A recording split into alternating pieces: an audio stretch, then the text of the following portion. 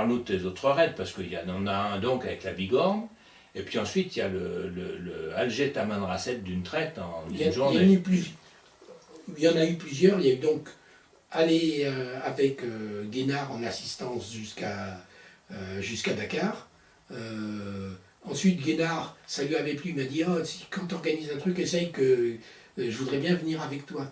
Ça rapportait pas plus, mais Mogendre a accepté, il était gentil, donc on a pris Choucroune et on est parti essayer d'escalader le Hogar avec des 400 en Kawa, des sortes de Volkswagen de la moto, mais qui sont toujours appréciés maintenant. Il y a des clubs pour ces trucs-là. Gary, c'est là où j'ai fait sa connaissance, avait préparé la moto. On a fait ça, donc j'étais au Cameroun en 400 Kawa, j'ai fait plusieurs trucs. Et j'ai fait aussi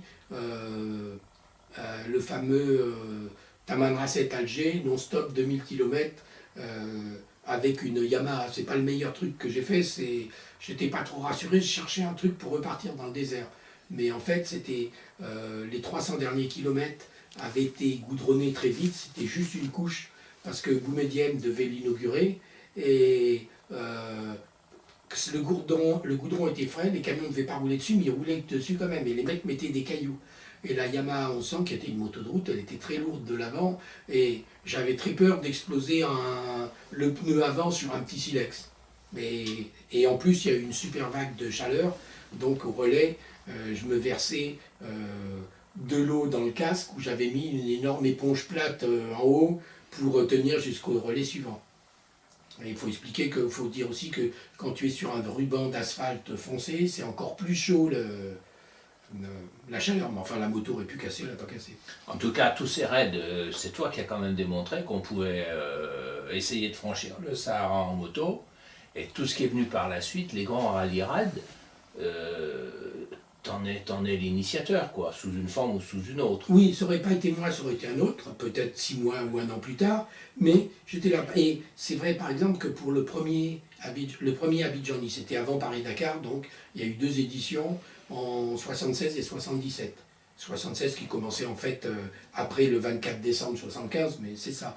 Et c'est arrivé grâce à Mogendre, ce truc. Mogendre, il a aidé aussi beaucoup parce qu'il a vu le fameux Jean-Claude Bertrand qui avait organisé à Abidjan-Nice uniquement voiture, avec 11 voitures, dont la sienne qui arrivait à Nice. Et à Nice, il avait vu Mogendre, il se plaignait en disant « Oh, personne n'en parle dans la presse, ça vaut pas la peine ». Il organisait le Bandama, il ne voulait plus continuer. Et Mogendre lui dit « Mais pourquoi vous ne feriez pas comme en Amérique, comme la fameuse Barra où il y a des autos et des motos ?» Et l'autre lui a dit « Ouais, les motos c'est de la merde, ça ne passera jamais ». Et Mogendre a dit, mais moi je connais un petit jeune, donc c'était il y a longtemps, puisque c'était moi le petit jeune, je connais un gars que je sponsorise et qui a fait plusieurs traversées du Sahara.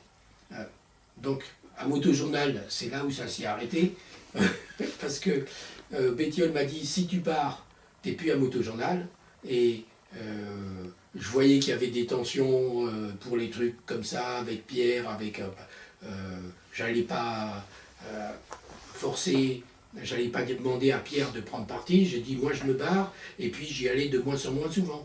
Et Pierre m'avait dit, de toute façon, mais si tu as des reportages, si tu as des trucs, c'est ta maison, reviens. Et donc quand je suis arrivé à Abidjan, pour la reconnaissance d'Abidjan-Nice, Bertrand m'accueille, ah, il va me faire chier ce motard, là, sa bécane va être toujours en panne. Et je me suis dit, merde, je suis sympa, moi. Je me mets au chômage pour aller là-bas, il me traite comme ça.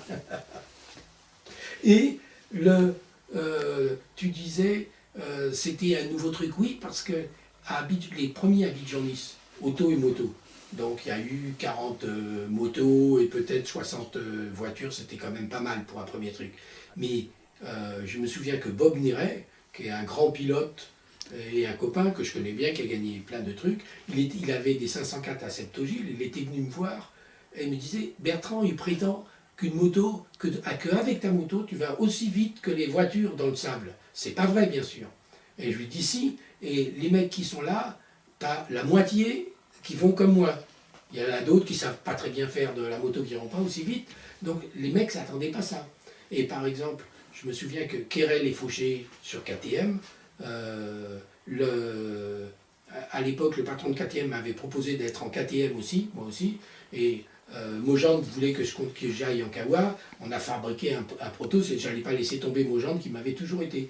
Mais donc, Kérel et Fauché, ils me disaient d'abord, qu'est-ce que c'est, comment, c'est pas possible qu'on perde la piste, il suffit de rester dessus.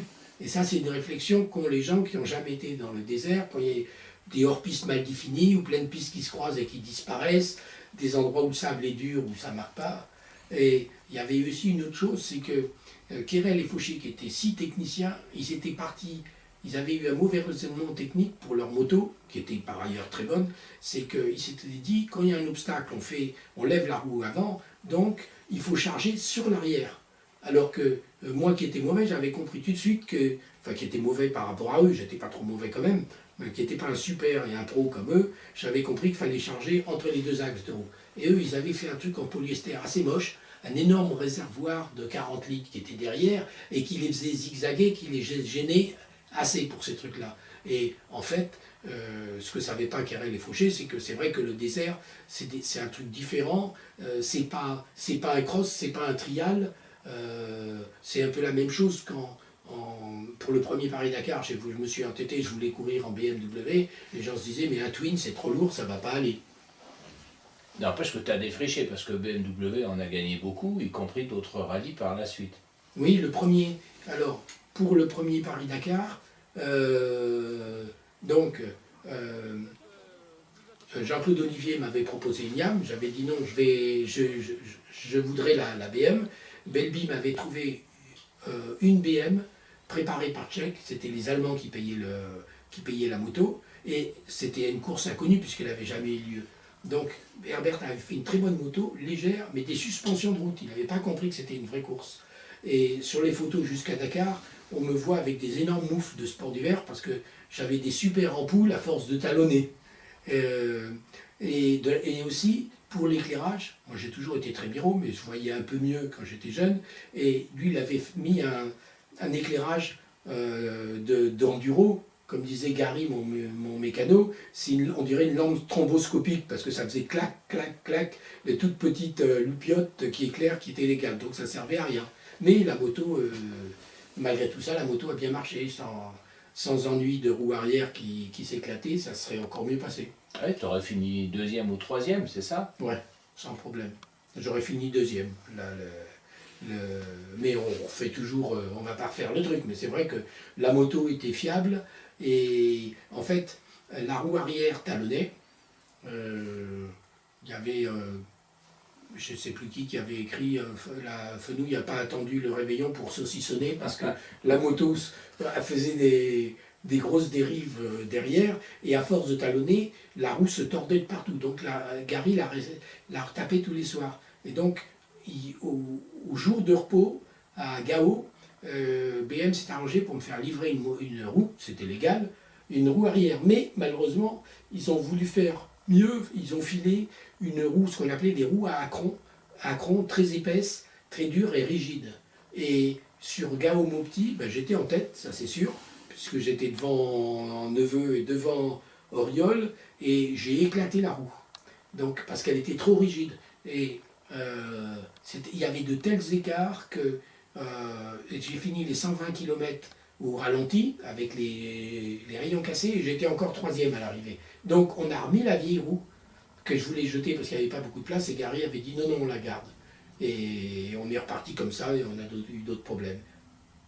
Et derrière, tu as participé combien de fois au Dakar avant de devenir toi-même organisateur? Alors, 2 trucs différents. J'ai participé aux 13 premiers Paris-Dakar. J'aurais envie de dire 8 à moto, 5 en voiture. J'aurais envie de dire aux 15 premiers, parce que les Abidjani, c'était aussi dur. C'était pas le même rythme, mais c'est comme quand on compare des motos de maintenant.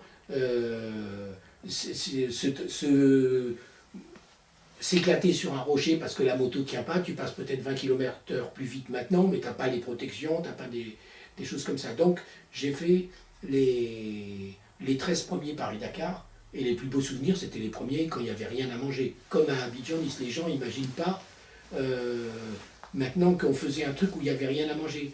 Quand un médecin me demandait est-ce que tu fumes, je disais seulement quand je fais du sport. C'est-à-dire que les premiers Paris-Dakar, tu partais le matin très tôt, il faisait froid, tu avais le stress, tu n'arrivais pas à prendre ton petit déjeuner, déjà qu'il n'y avait pas grand-chose. Et quand on arrivait, la voiture d'assistance qui aurait peut-être quelque chose à manger, elle arriverait que 4 heures ou 5 heures après. Alors on était plusieurs, Fifi Vassar faisait ça aussi, d'emporter des cigarettes, parce qu'à l'arrivée on était en hypotension et on fumait 5, 6, 10 cigarettes. Et après le Dakar, on m'arrêtait.